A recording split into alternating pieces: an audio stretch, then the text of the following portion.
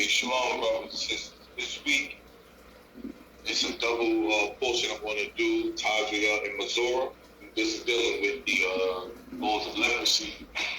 And this week in the Torah, it talks about the leprosy. If a man had leprosy. But the issue wasn't the leprosy. The issue was the fact that the priest, and I tell people this all the time, is that the priest had to go examine the man, and if he had leprosy, he had to let him know he had leprosy. Now, the crazy thing about it is, with leprosy, you know you get excommunicated. You can't come around, and there's different rules and laws dealing with it. However, this week, the portion is on truth. The problem is not the problem. The problem is your attitude about the problem. And that's this week's portion that I'm discussing. The problem is not the problem. The problem is your attitude about the problem. You see, if you had leprosy, you just had to face the fact that these are the things that come with having leprosy.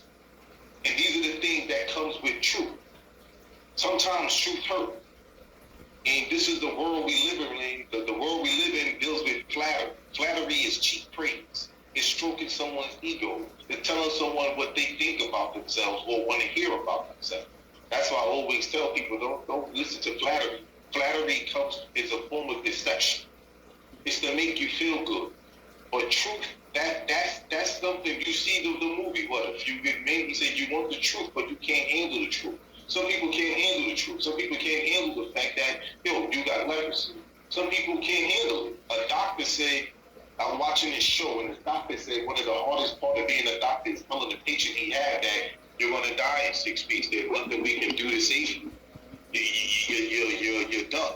They don't want to deliver that good news to the person dying. It's not.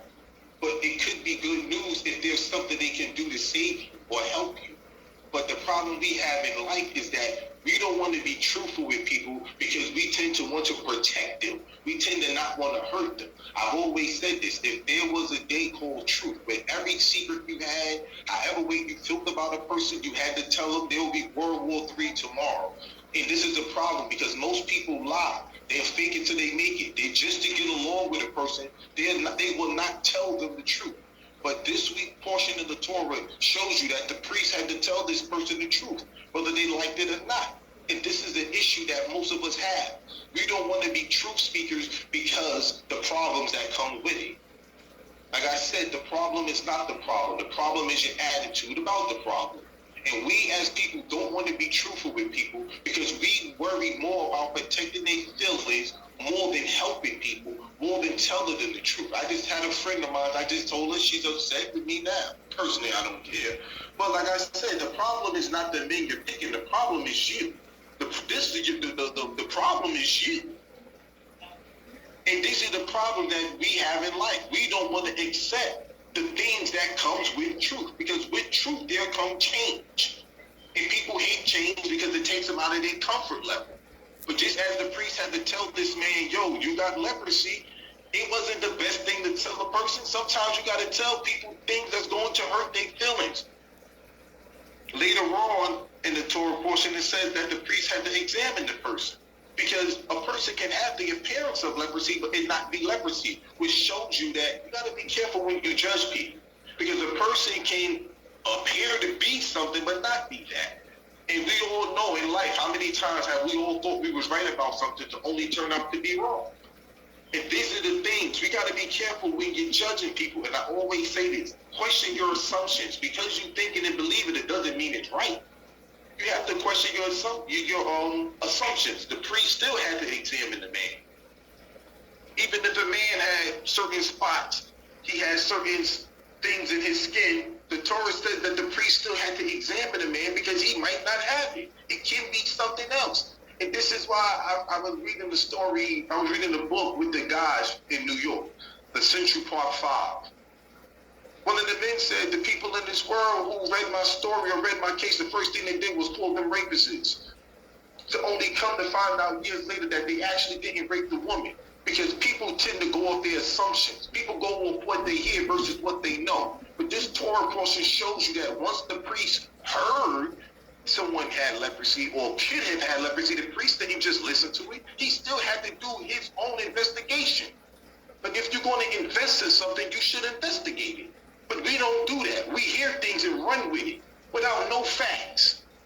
Nah, this Torah portion shows you when you're going to tell somebody something or condemn somebody or label someone something, you better have facts. And I always tell you, opinions don't change facts. Facts changes opinions. And when the facts change, so should your opinion.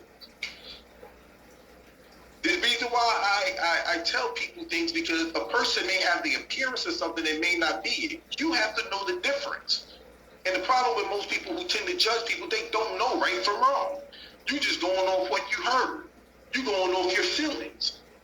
There's a difference. What's the difference between the ocean and the sea? What's the difference between a river and a lake?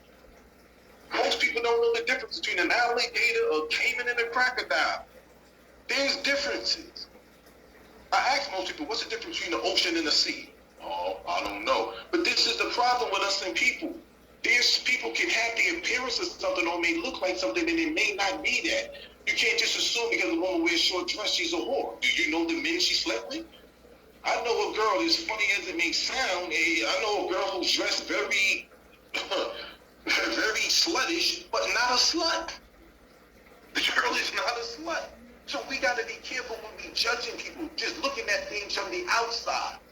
We have to be very careful about that.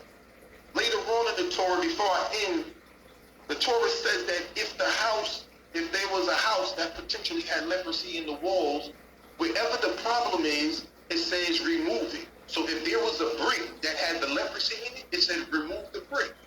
And if the leprosy don't come back, then that means the problem was just in the brick. But if the leprosy comes back, once you remove the brick, now the problem's in the wall, you got to tear the house down. It goes to show that before you destroy something, you try to help. But if the problem is in the brick, then yeah, you just remove the brick. But if it comes back, once you remove the brick, you got to tear the house down. And that's the problem that we have in life. There's things you have to remove. We don't want to remove it. But these are the things that is causing us problems. You have to remove the problems from your life.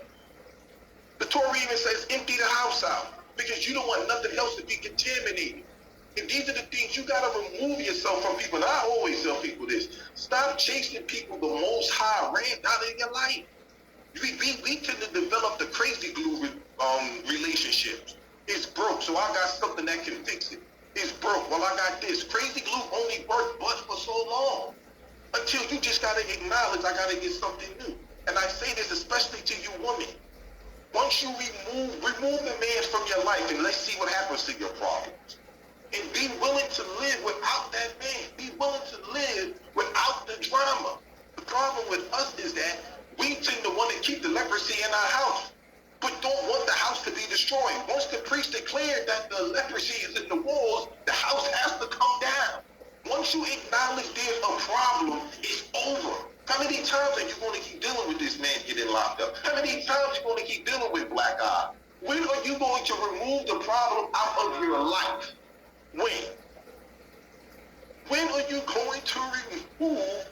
I keep telling people, you can't save what's meant to be destroyed. You can't save it. Sometimes you just got to admit, this is a problem, I got to get rid of it. You can't save what's meant to be destroyed. And with that, say shalom.